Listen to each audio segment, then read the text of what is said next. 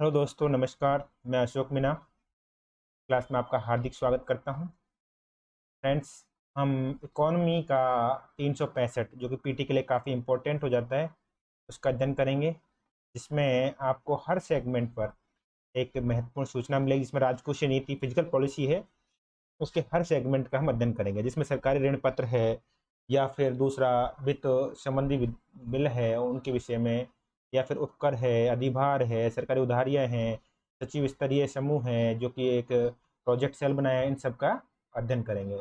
और ये current affairs आपके लिए जितनी डिमांडिंग होगी उसके पूरा प्रोसेस आपको मिलेगा।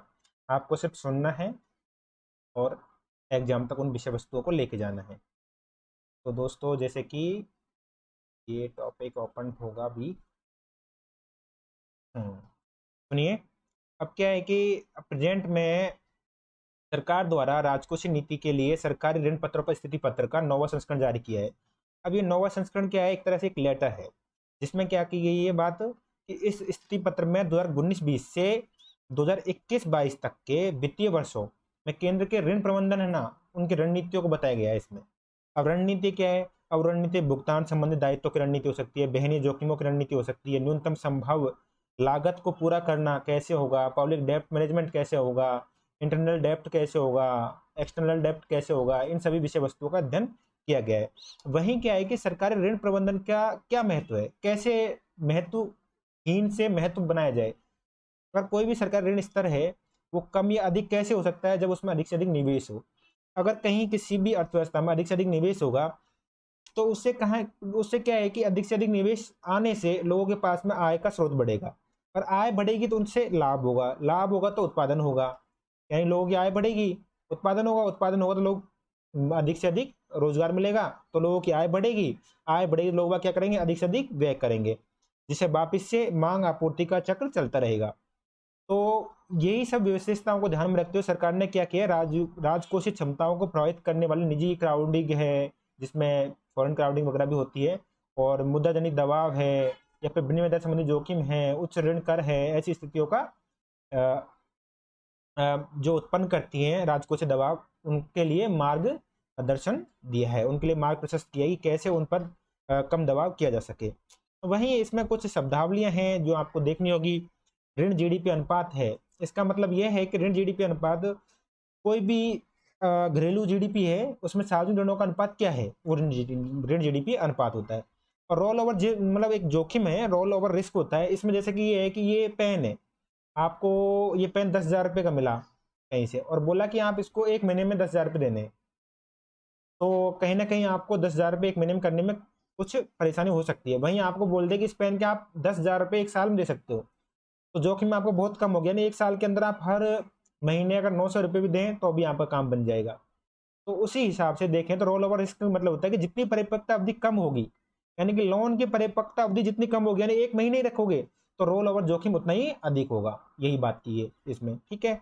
और विदेशी मुद्रा विनिमय कैसे हैं, उनकी जोखिमों को कैसे दूर किया जा सके, राजस्व प्राप्तियों को कैसे, ब्याज भुगतानों को कम किया जा सके, और वहीं सकल राजकोष से घाटा कम करना, ये सभी कुछ शब्दावली हैं, इनको आप देख लीजिएगा।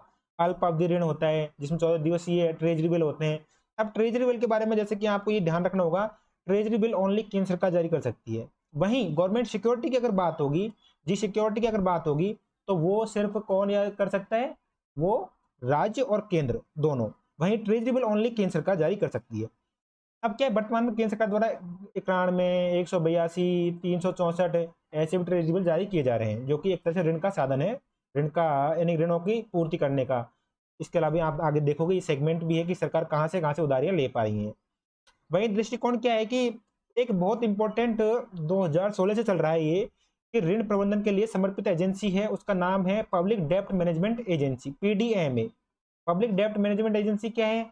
ये क्या करेगी कि भारत के बाह्य और घरेलू दोनों ऋण है ना, उन सभी को एक स्तर पे लाना, यानी उन सभी ऋणों का संतुलन, उनके बारे में क्या कार्य करना है, चाहे वो घरेलू होंगे या बाहर के होंगे, उन सभी ऋणों का निर्णय ये पीडीएमए के अंडर में देने की बात हो रही, जो कि सरकारी संस्था होगी। है सरकार ने एक ऐसी वैधानिक संस्था बनाने की बात की, पर अभी तक इस पर निर्णय नहीं हो पाया। ऐसा सार्वजनिक ऋण प्रकोष्ठ बनाने की बात हो रही है, पर अभी तक रणनीतिबद्ध तरीके से काम चल रहा है। वहीं मध्यम अवधि ऋण प्रबंधन के लिए सरकार की क्या क्या रणनीति है 2019 से 22 तक चलाई है, उसमें जैसे कि ऋण की निम्न लागत रखना, जिसमें परिपक्वता अवधि को बढ़ाना होगा, क्योंकि परिपक्वता अवधि जितनी अधिक होगी उतना ही ऋण चुकाने में सहजता होगी। वहीं अल्प बचत जैसी योजनाएं हो, पीएफ हो, विशिष्ट प्रतिभूतियां हो, मतलब उपकरणों पर ब्याज दरों का युक्त हो, यानी ब्याज दरें भी कम हो, यानी कि जैसे कि अपन बात करते हैं अधिभार, यानी भार पे भार, कर पे कर, सरचार्ज वगैरह, तो उनको युक्त बनाना। आर्थिक मामलों का विभाग है, वो भी कहीं ना कहीं जैसे कि ऋण के साधनों में लागत है, अवधि है, उसको कम करना, मुद्रा की इत्यादि विषयों पर और बाह्य ऋणों की शर्तों पर प्रमुख निर्णय किए जा रहे हैं, शर्तें मापदंड निर्धारित किए जा रहे हैं। वहीं जोखिम न्यूनीकरण करने के लिए क्या क्या कर रहे हैं, उसके लिए भी कुछ रोल ओवर रिस्क है, वो सब कुछ ब्याज दरें को कम करना, विनिमय करना, बाजार का विकास करना, पारदर्शिता बनाए रखना, संपर्क बनाए रखना, बड़े पैमाने पर ये कार्य किए जा रहे हैं। आप इनको आराम से देख पाओगे, ज्यादा इंपॉर्टेंट नहीं है आगे जाके। वहीं सरकार के वित्त के संबंध में कुछ अन्य घटनाक्रम है, उन पे भी आपको ध्यान रखना बहुत जरूरी है। अब वो अन्य घटनाक्रम क्या है, जैसे कि उपकर और अधिभार। अधिभार तो क्या है, जैसे कि आपको टैक्स पर टैक्स है, अधिभार सरचार्ज। और वहीं जैसे कि आपको एक बात याद रखना होगा कि अनुच्छेद 270 केंद्र को उपकर और अधिभार आरोपित करने की अनुमति प्रदान करता है। यानी कि ये उपकर है जो सेस चार्ज वगैरह है, ये केंद्र राज्यों के साथ में साझा नहीं कर रहे। ये काफी बड़ा मुद्दा बना हुआ है। केंद्रों को करों के विभाजन पुल, यानी केंद्रीय करों के विभाजन पुल, जिसमें राज्यों का हिस्सा 2019 में 36.6% से तीव्र गति से कम होकर क्या हो गया है, वो प्रेजेंट में सिर्फ 32% ही रह गया है, जो काफी दयनीय स्थिति में देखें तो जो 14 वित्त आयोग है उसकी रिपोर्ट की अनुशंसा की थी 42%, उससे भी बहुत कम है। अब क्या है कि उपकर किन्हीं विशेष उद्देश्य से लगाए जाते हैं, वहीं अधिभार है वो करों पर कर आरोपित करके लगाए जाते हैं, टैक्स ऑन टैक्स। जैसे देखा होगा आपने, उपकर तो क्या होता है कि स्वच्छ भारत उपकर है, यानी स्वच्छ पहल है उनके लिए उपकर लगना। वहीं अधिभार है, जैसे कि मान लो आपकी आय 50 लाख रुपए से अधिक होने पर 10% अधिभार है, आपके ऊपर सरचार्ज लग जाता है। तो वही कुछ उद्देश्य आवश्यक रूप से निर्धारित किए गए हैं, तो वो उनकी जरूरत भी है, वो नहीं होता है उसमें काफी विषय वस्तुओं में। अब क्या है, राज्यों की चिंता किन बातों पर बनी हुई है, राज्यों की चिंता ये बनी हुई है कि जो आपने उपकर निर्धारित किए हैं उन उपकरों को केंद्र से राज्य बोल रहे हैं कि उन उपकरों में हमें भी कुछ हिस्सा दें, अपना विभाजन पुल लाए, उसके अंदर हिस्सा बनाया जाए हमारा भी। पर क्या है कि आर्टिकल आपने देखा 270, उसके तहत यह है कि कोई भी राज्य है वो कोई भी मतलब केंद्र सरकार है वो राज्यों को साझा करे नहीं करे वो केंद्र पर निर्भर करता है। ये काफी बड़ा मुद्दा बना हुआ है। वहीं सरकारी उधारियां हैं, ये कोई ज्यादा इंपॉर्टेंट टॉपिक नहीं है, सरकार किन किन विषय वस्तुओं से उधार ले रही है, क्योंकि अभी मतलब प्रेजेंट में वित्त मंत्रालय ने भारतीय रिजर्व बैंक से परामर्श से पता चला है कि वित्त वर्ष 2021-22 के लिए अपने सकल बाजार ऋण लक्ष्य को बढ़ाकर 12 लाख करोड़ रुपए कर दिया है। ठीक है, तो इससे क्या है कि भाई ये ऋण लक्ष्य उसको प्राप्त कैसे करेगी, तो उसको कहीं ना कहीं गवर्नमेंट सिक्योरिटी से मतलब सरकार उधार ले सकती है, ट्रेजरी बिल से उधार ले सकती है, जिसमें केंद्र सरकार ओनली ट्रेजरी बिल से जारी करती है, गवर्नमेंट सिक्योरिटी है वो केंद्र राज्य दोनों जारी कर सकते हैं, उनसे उधार ले सकती है।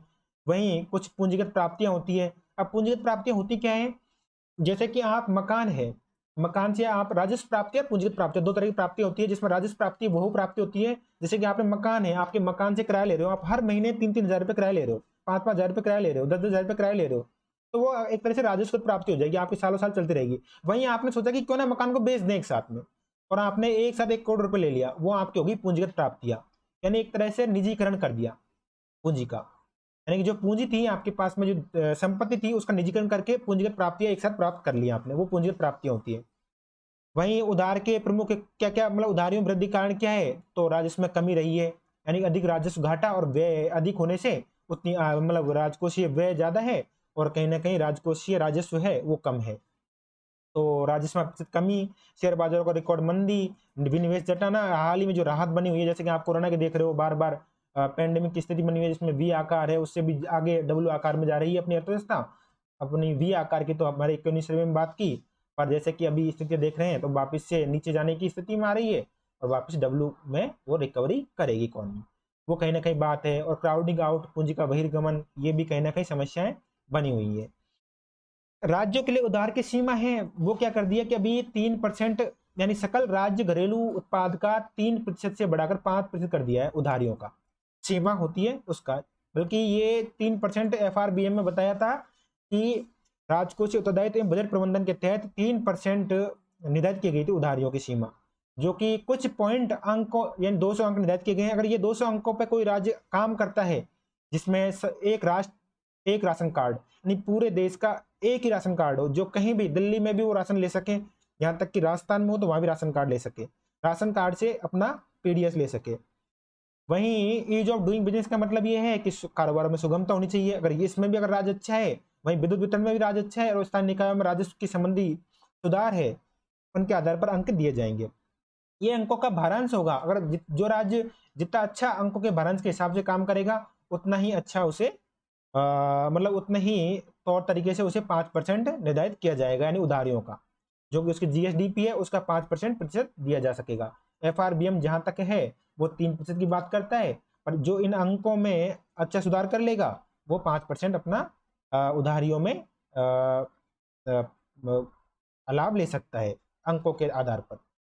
वहीं सचिव, इसमें क्या है कि सचिवों के अधिकार प्राप्त समूह और परियोजना प्रकोष्ठ, एक विकास प्रकोष्ठ बनाया है, जिसमें क्या है कि प्रोजेक्ट डेवलपमेंट सेल है जो कि सचिव स्तरीय है। इसका मेन उद्देश्य क्या है कि इकोनॉमी को बूस्ट करना। इकोनॉमी को बूस्ट कैसे, अब इसमें जैसे कि बात की है उसका आपको एक क्वेश्चन यही आएगा कि सचिव स्तरीय जो मतलब प्रोजेक्ट डेवलपमेंट सेल है उसका उद्देश्य क्या है, क्योंकि हर योजना का आपसे एम पूछा जाएगा।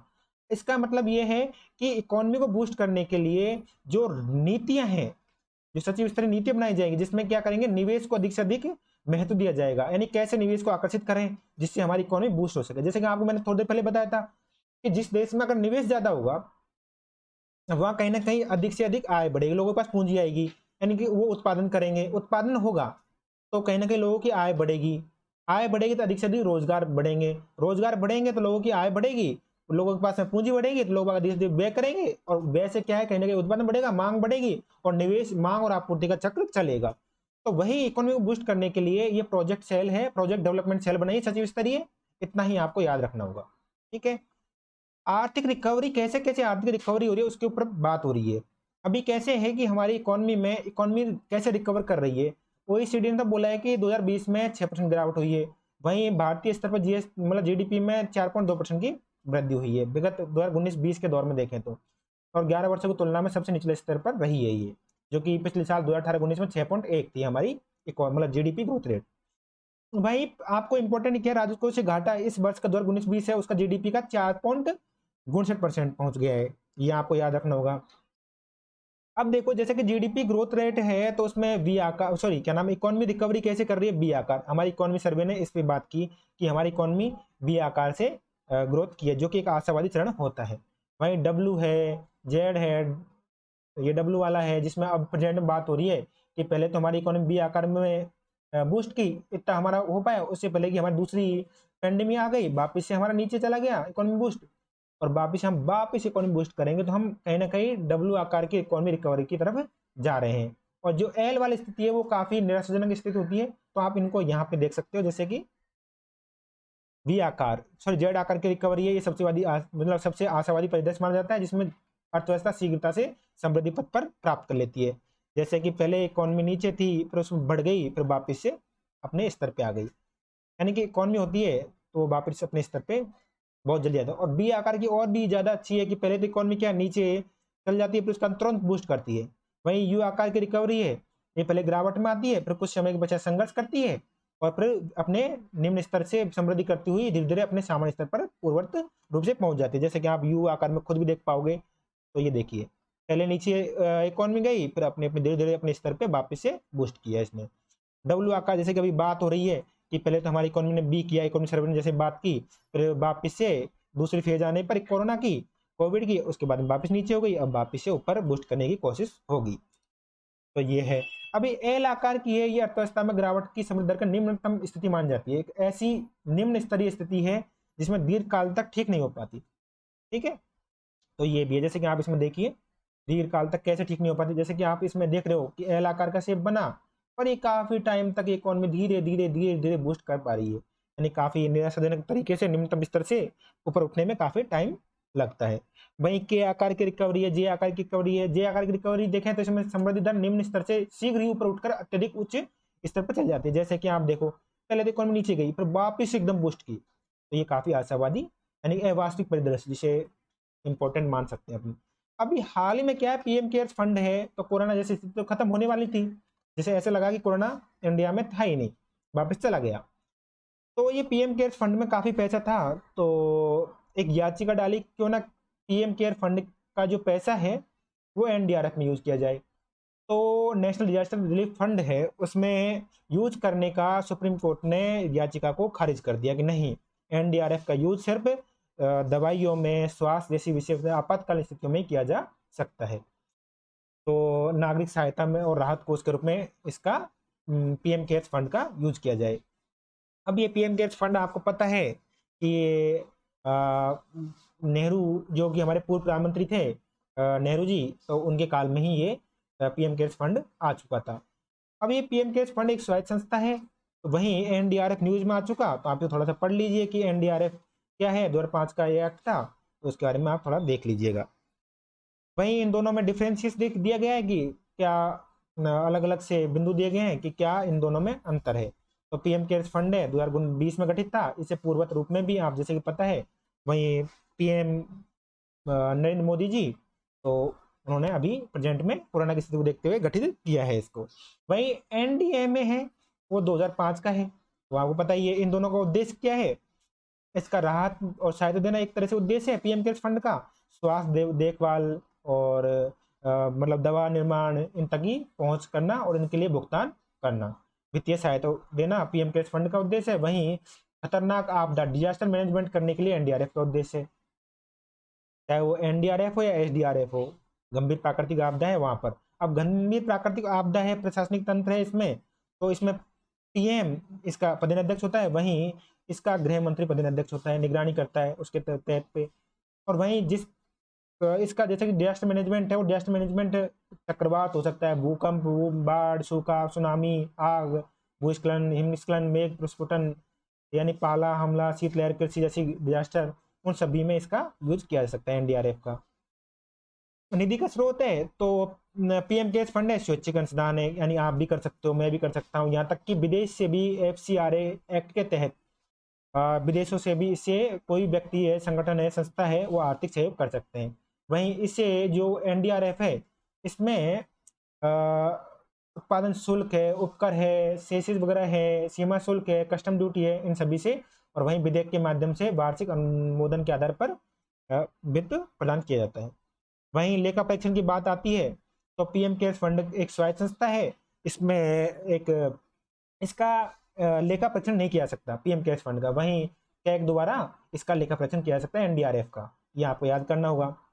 प्रत्यक्ष कर है, डायरेक्ट टैक्स है। डायरेक्ट टैक्स क्या है, जैसे कि आपने इनकम टैक्स दिया, या फिर प्रॉपर्टी टैक्स दिया, या फिर आपने निगम कर दिया, या फिर आपने लाभ कर दिया, या फिर आपका आयकर है, या फिर आपकी संपत्ति है जिसमें आपको पता होगा कि आप टैक्स दे रहे हो, जिसमें आपको स्पष्ट दिखाई देगा। या फिर व्यक्ति है, कंपनी है, वो अपने मतलब अपना स्तर पर वो उसको जिसपे खुद व्यक्ति पर कोई व्यक्ति उस पर आरोपित होता है, प्रत्यक्ष रूप से दिखता है कि हमारी संपत्ति पे कर लग रहा है, हमारे आयकर पे कर लग रहा है, तो प्रत्यक्ष कर होता है। अब प्रत्यक्ष कर एक प्रगतिशील कर है, तो इसमें क्या है कि इसमें काफी सुधार करने के प्रयास चल रहे हैं कि विभिन्न प्रकार के कर हैं ये जो मैंने बात की अभी आपको, वेल्थ टैक्स है, इनकम टैक्स है, कॉर्पोरेट टैक्स है, संपत्ति कर वगैरह ये है, लाभ कर है, इन सभी में सुधार करने की बात की है। जैसे कि जीएसटी है, उसमें तो एक तरह से मतलब अप्रत्यक्ष कर है, उनकी सुधार के रूप में जीएसटी ला दिया। वैसे ही बात हो रही है प्रत्यक्ष करों के सुधार के लिए भी कहीं ना कहीं एक सुधार रूपी संरचना हो, जिसमें दरों की संरचना को मतलब काफी तरीके से स्लैब है, टैक्स स्लैब है, उनको सही किया जा सके, युक्ति युक्त आयकर की संरचना को युक्तिगत और सरलीकरण किया जा सके। तो ये सभी विषयों पर बात हो रही है। वहीं अभी प्रेजेंट में देखें तो व्यक्तिगत आयकर, लाभांश कर, विवाद से विश्वास जैसी योजनाएं लाई जा रही हैं, जिससे क्या है कि जो लंबित विवाद है, यानी कि उनको विश्वास में लाकर, जो टैक्स करदाता है उनको विश्वास में लाकर उनके जो विवाद है, वो लंबित विवाद है, उनका बिना मुकदमेबाजी के, यानी बड़ी लागत लग जाती है मुकदमेबाजी में, बिना मुकदमेबाजी के उनको एक तरह से लाभ देना, और वो लाभ अपने स्तर पर हो सकता है, तो उन लाभों को अपने स्तर पर लाना, ये इनका उद्देश्य हो सकता है। वहीं स्टार्टअप्स है और आयकर है, उच्च न्यायालय है, इनके स्तर पर बात हो रही है। अब प्रत्यक्ष कर व्यवस्था में सुधार हेतु हाल ही क्या क्या प्रयास किए गए हैं, वो काफी इंपॉर्टेंट है, यानी पारदर्शी कराधान, ईमानदार का सम्मान प्लेटफॉर्म। अब क्या है कि पारदर्शी कराधान यानी कि ट्रांसपेरेंसी लेके आएंगे टैक्सेशन में। इसमें क्या होगा कि फेसलेस मूल्यांकन होगा और फेसलेस अपील होगी, यानी कि मूल्यांकन, फेसलेस मूल्यांकन यानी मूल्यांकन यानी कोई टैक्स करदाता है, उसका आयकर अधिकारी के पास में कुछ भी पता नहीं होगा कि ये कौन है, कहाँ रहता है, क्या है, अगर ऐसा पता हो जाए, प्रत्यक्ष संपर्क हो जाए, तो वो कहीं ना कहीं एक दूसरे से साठ गांठ बिठा के कर है या फिर जो पारदर्शी है, कर में पारदर्शिता है, उसको खत्म हो जाएगी। तो उस पारदर्शिता को समाप्त करने के लिए प्रत्यक्ष कर मतलब प्रत्यक्ष संपर्क को मतलब समाप्त किया है। इसमें फेसलेस मूल्यांकन होगा, यानी बिना फेस के, जिसमें टेक्नोलॉजी, आर्टिफिशियल इंटेलिजेंस है, डेटा एनालिसिस है, या फिर कंप्यूटर के माध्यम से या फिर मेल के माध्यम से हमें फैक्स होगा या फिर किसी प्रकार से टेक्नोलॉजी का उपयोग करके फेसलेस अपील होगी, जिससे कि हमें पता नहीं लगे कि कौन आयकर अधिकारी है जो हमसे टैक्स मांग रहा है, जिससे हमारा कर की जो पारदर्शिता है वो बनी रहे, और एक सरल बनाना कर को और ईमानदार करदाता को पुरस्कार करना। ये पारदर्शी कराधान, ईमानदार का सम्मान एक प्लेटफॉर्म लेके आया गया है। इसमें तुरंत कस्टम वगैरह, शिक्षा बोर्ड वगैरह सब कुछ काम करेंगे, और फेसलेस अपील और फेसलेस करदाता है, उन दोनों को लाभ दिया जाएगा, जिससे अधिक से अधिक पारदर्शी लाई जा सके। वहीं एक इंपॉर्टेंट टॉपिक अभी प्रेजेंट में न्यूज में चल रहा है कि गूगल, फेसबुक जैसी कंपनियां हैं, उन पर समकारी लेवी। अब समकारी लेवी क्या है? डिजिटल सेवा कर है, एक इक्वलाइजेशन लेवी है, जिसको हम इंडिया में बोलते हैं। वही डिजिटल सर्विस टैक्स है। अब क्या है कि डिजिटल सर्विस टैक्स है, कोई कंपनी है मान लो, वो उसका व्यय तो अधिक है, या फिर व्यय को कम दिखाकर भाई ये हमारा व्यय कम है और हमारा लाभ भी कम है। अब हम क्या है कि पहले क्या करते थे, सिर्फ लाभ पर ही टैक्स लगाते थे। लाभ पर ही, कोई कंपनी है, गूगल है, फेसबुक है, उसके लाभ पर टैक्स लगा देते। अब वो क्या है कि लाभ को कम दिखाते थे, जिससे कि टैक्स कम लगे, और वो अधिक से अधिक टैक्स नहीं दे पाए सरकार को। अब सरकार ने क्या कर दिया कि भाई हमें कोई मतलब नहीं है, हम आप पर डिजिटल सेवा कर लगा रहे हैं, हमें पता नहीं है आपका लाभ कितना है क्या नहीं है, हम आपके पूरे व्यय पर कितना व्यय कर रहे हो, आपकी कितनी आय का स्रोत है, क्या है क्या नहीं है, पूरा देख के हम आपका सेगमेंट, हम आप पर 2% कर लगा रहे हैं। हमें मतलब नहीं है कि आपका कितना लाभ है, आप तो लाभ हमको कम करके दिखा दोगे, और उस कम लाभ पर हमको एक कम टैक्स लगेगा। तो हम ये नहीं, हम तो सिर्फ चाहते हैं कि आप, भारत ने किया कि 2020 में 2% की दर से डिजिटल सेवा कर आरोपित करने का निर्णय लिया गया है, कि हम 2% आपसे टैक्स लेंगे एंड डिजिटल सेवा कर लेंगे। अब क्या है कि इस विषय वस्तु पर अमेरिका ने नाराजगी जाहिर की, जिसमें कहा कि अगर भारत अगर 2% टैक्स लगाएगा डिजिटल सेवा कर, गूगल जैसी कंपनियां, फेसबुक जैसी कंपनियां जो कि अमेरिका की है, तो वो बोल रहा है कि हम भी कहीं ना कहीं यहाँ पर टैक्स बढ़ा देंगे। जो सर्विस टैक्स वगैरह है, अब काफी सारे टैक्स हैं, तो वो भी हम आप पर टैक्स बढ़ा देंगे। तो ये काफी ज्यादा मुद्दे चल रहे हैं, तो वो काफी आपको देखने होंगे। जबकि क्या है कि इस टैक्स को अगर आपकी आय 500 करोड़ से ऊपर है तो ही ये 2% लेवी टैक्स लगता है। वो काफी सारे मुद्दे हैं, तो आपको ध्यान रखना होगा, जिससे कि ओईसीडी वाले संगठन है, जिसमें आधार क्षरण और लाभ हस्तांतरण जैसे मुद्दे हैं, उनको रोका जा सके, और अधिक से अधिक जो बेस इरोजन हो रहा है, हमारी प्रॉफिट जो शिफ्ट हो रहा है, प्रॉफिट कम दिखाकर प्रॉफिट को शिफ्ट किया जा रहा है बेस इरोजन के माध्यम से, वो कम किया जा सके और समग्र लाभ प्राप्त किया जा सके। और वहीं इसके लिए जो डिजिटल कर के संबंधित जांच है, उसको शुरू करने के लिए यूनाइटेड स्टेट्स ट्रेड रिप्रेजेंटेटिव, ये है एक कार्यालय है, यूएसटीआर। ये कार्यालय क्या है? डिजिटल सेवाओं में लागू करने, इन्हें बढ़ावा देने, भारत जैसे 9 देश है उनकी सभी के भाई क्या उनके तहत जांच करेगा, और 301 मतलब धारा है उनके तहत जांच करेगा, और जो प्रशुल्क वगैरह लगाए उन पर, व्यापार पर है या फिर कैसे प्रतिबंध लगाने, उन पर विषय वस्तु पर बात करेगा। वही अभी क्या है कि वस्तु सेवा कर है, उसके 3 साल पूर्ण हो गए हैं, बधाई हो। अब ये क्या है? जीएसटी है, इसके 3 साल पूर्ण तो कर लिए हैं, पर कहीं ना कहीं काफी सारे मुद्दे भी हैं इनमें जैसे कि आपको जीएसटी के बारे में पता है कि 1 जुलाई 2017 को लागू हुआ है, और 101 संविधान संशोधन के आधार पर यह हुआ था। और वही अप्रत्यक्ष करते 17, उन सभी को एक प्लेटफॉर्म जीएसटी के दायरे में ला दिया गया है, जो कि एक अप्रत्यक्ष सुधार कर लाके एक जीएसटी, एक अप्रत्यक्ष करों का प्रमुख सेक्टर बनाया गया है। इसमें अप्रत्यक्ष कर में आपको पता है ही कौन कौन सी एंटी डंपिंग ड्यूटी टैक्स है। अब कहीं ना कहीं इसमें क्या है कि वर्तमान में सभी वस्तुओं पर है, एक स्लैब बनाई गई 5, 12, 18 और 28 की। पर क्या है, इस स्लैब में सिर्फ पेट्रोलियम उत्पाद है, एल्कोहल है, रियल एस्टेट है और विद्युत है, इनको छोड़कर जीएसटी में सबको शामिल किया गया है।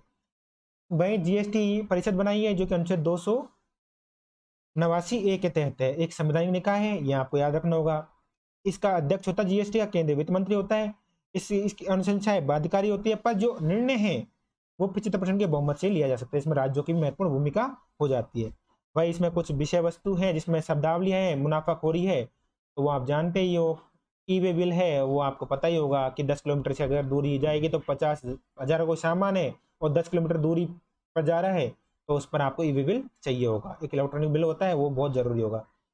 अब प्रेजेंट में क्या है, मुद्दा क्या उठ रहा है, वो दाव पेच है कि जीएसटी है, उसकी क्षतिपूर्ति उपकर संबंधित विवाद है, यानी कि जीएसटी कंपनसेशन की बात है। जीएसटी कंपनसेशन क्या है कि केंद्र सरकार जीएसटी मतलब राज्यों को कंपनसेशन नहीं दे रहा, वो काफी बड़ा मुद्दा बना हुआ था।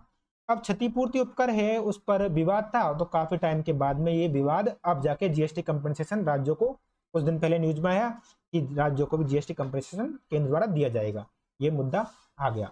तो हाल ही में जीएसटी क्षतिपूर्ति उपकर के अनुमानित रूप से 30,000 करोड़ रुपए की कमी को लेकर केंद्र और राज्यों के बीच में एक विवाद शुरू हो गया है। और विवाद हाल ही में जैसे कि न्यूज में आप देखोगे, तो अब राज्यों को जीएसटी कंपनसेशन दिया गया है। तो ये विवाद कहीं ना कहीं था उपकर को लेकर, वो आपने वहां भी देखा, उपकर को लेकर केंद्र अगर साझा करे या नहीं करे वो उनके ऊपर निर्भर करता है 270 अनुच्छेद के तहत।